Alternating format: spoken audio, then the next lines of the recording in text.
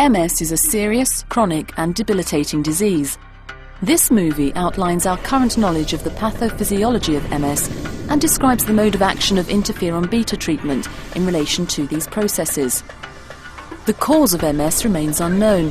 However, over the past 20 years, considerable progress has been made in our understanding of the pathological processes that underlie this disease. MS is a complex and heterogeneous disease involving many different levels of pathology. Although physiological damage occurs in the central nervous system, which consists of the brain and the spinal cord, this damage is caused by a malfunctioning immune system, which attacks the nervous system. The neurological symptoms seen in MS are thought to be related to the problems in nerve conduction that result from axonal demyelination and disruption. However, the inflammation and edema that occur following a breach of the blood-brain barrier also contribute to CNS damage.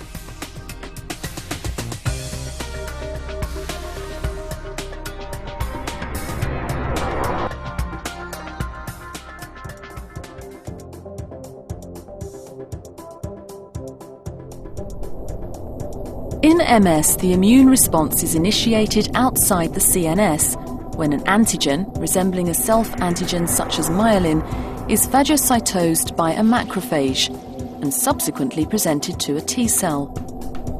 The T cell then becomes activated.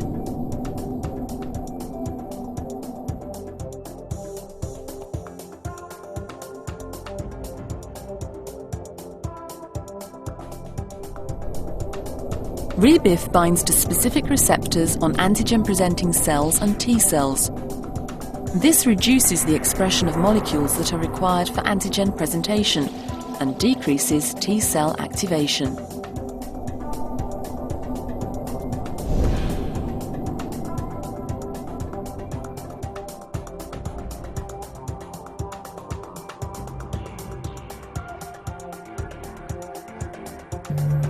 Activated T cells release cytokines, including gamma interferon and interleukins, which bind to cells such as B cells, macrophages and other T cells, further augmenting the immune response.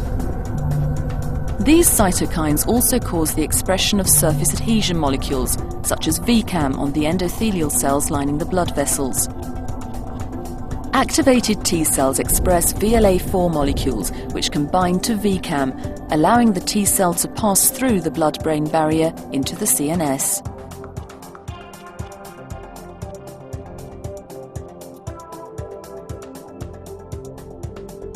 Rebif decreases T cell activation and secretion of pro-inflammatory cytokines, helping to prevent further activation and amplification of the immune response. Rebif also helps to prevent T cells from entering the CNS. By decreasing VLA4 expression on T cells and increasing the levels of the soluble form of VCAM, Rebif reduces the cell's ability to interact with membrane-bound VCAM on the blood-brain barrier. The levels of guidance molecules known as chemokines and enzymes that assist in the digestion of the matrix membrane are also decreased by Rebif.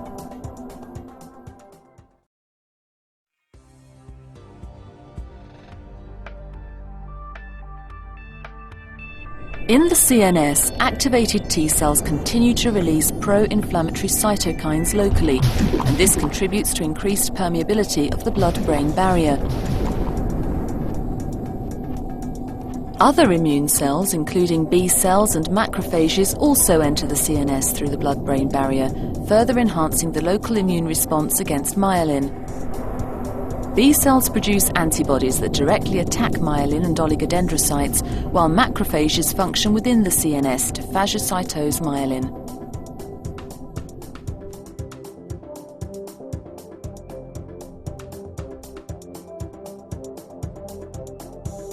Rebif impacts on T cell activity in the CNS. Following exposure to Rebif, any T cells that cross the blood-brain barrier secrete reduced levels of pro-inflammatory cytokines.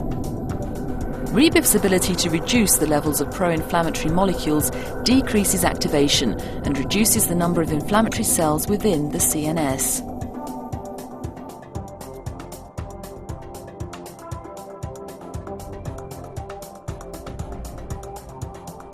The inflammation that develops following a breach of the blood-brain barrier diminishes over time.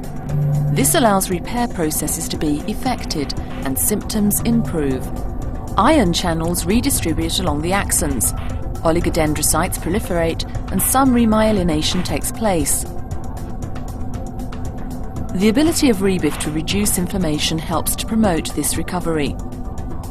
While stripped of their myelin sheaths, the exposed axons are susceptible to further injury from inflammatory mediators. Accumulation of axonal damage is thought to underlie the disability often seen in patients who have MS. However, long-term clinical data prove that there is a significant delay in disease progression in patients treated with Rebif.